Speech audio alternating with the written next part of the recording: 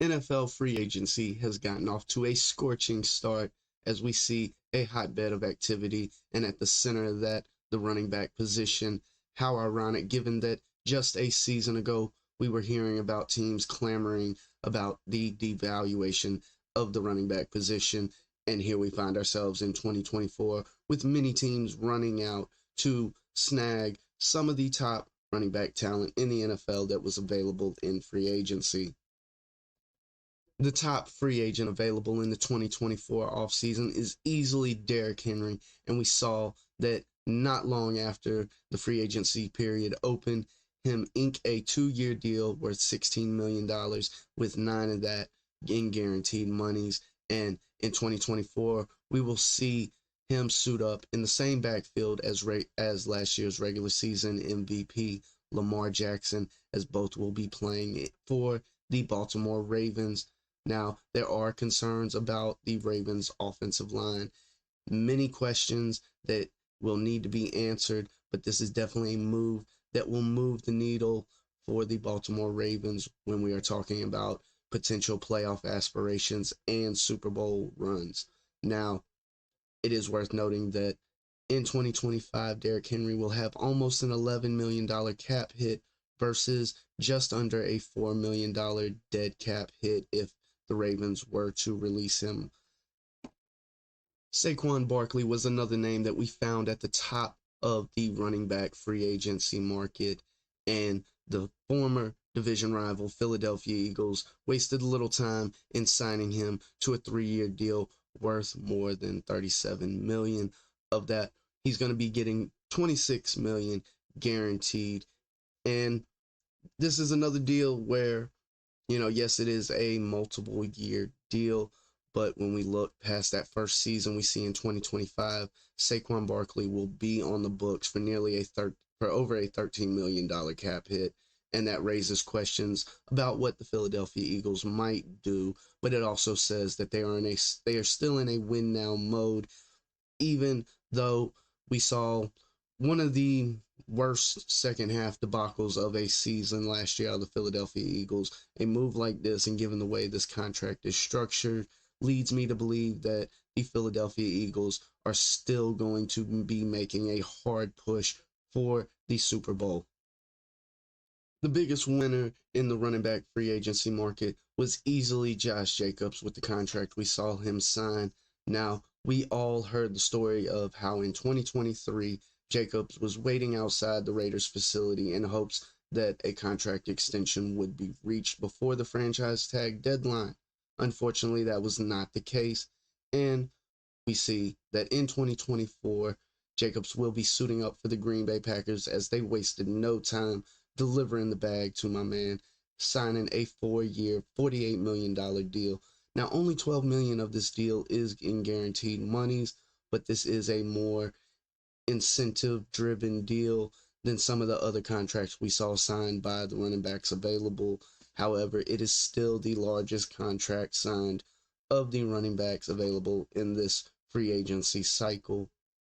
And it is also worth looking at that the first 2 years of this contract are front loaded. So while it might be a 4-year deal, there are ways for the Packers to potentially move on from Jacobs after that second year if that is so needed. A team that surprised many with their activity in the free agency market had to be the Tennessee Titans, as they went out and acquired former Cowboys running back Tony Pollard on a 3-year, $21 million deal, with roughly half of this deal guaranteed. Now, of course, there's no replacing Derrick Henry in the backfield, but the Titans did go out and acquire one of the top running backs in not only this free agency period, but one of the top running backs in the league.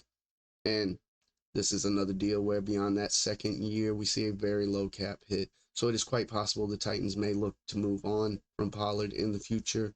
But as of right now, we see the Titans acquiring multiple targets to put around a young quarterback in Will Levis, as they went out and acquired Keenan Allen as well.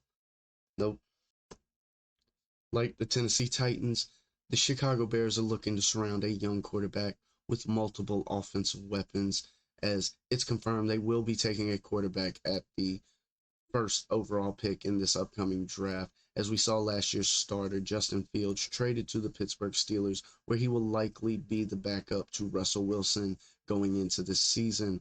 Now in Chicago, we saw them sign DeAndre Swift, the former Philadelphia Eagles running back, to a 3-year deal worth $24 million, where 15 of that is guaranteed. And what seems to be a common trend with a lot of these contracts, beyond that second year, it's a minimal cap hit and would not be hard for the team to walk away from Swift if that was the game plan. Now, we do see the Bears add a wide receiver in Keenan Allen to go along with last year's leading wide receiver, DJ Moore. And these are all weapons that will likely be useful for what is expected to be Caleb Williams coming into Chicago. It was a series of unusual events for Joe Mixon, as initially we heard that the Cincinnati Bengals would be releasing the running back, and then mere hours later, it was announced that the Bengals had completed a trade with the Houston Texans, where the Texans would be signing Mixon to an extension. Mixon will be seeing $13 million guaranteed for the 2024 season, and the Houston Texans are looking to add a running game to go along with the high-powered passing offense that we saw emerge from rookie then CJ Stroud and what seems to be breakout wide receivers in Nico Collins and Tank Dell. To wrap things up, we're looking at Austin Ekeler as he signed a 2-year, $8 million deal with the Washington Commanders, and we'll see him paired up with Brian Robinson in the Commanders' backfield. Another team looking to put offensive talent around what'll be a young quarterback, as we saw the Washington Commanders trade last year's starter, Sam Howell. Now, something that is really noteworthy when looking at Ekeler is not the team he's signing with, but rather the team that he was cut by, because the Los Angeles Chargers currently do not have their starting running back and top 2 wide receivers from the previous season. So I'm pretty sure when Jim Harbaugh looks at Justin Herbert and asks him who has it better than us, he's going to say a lot of teams.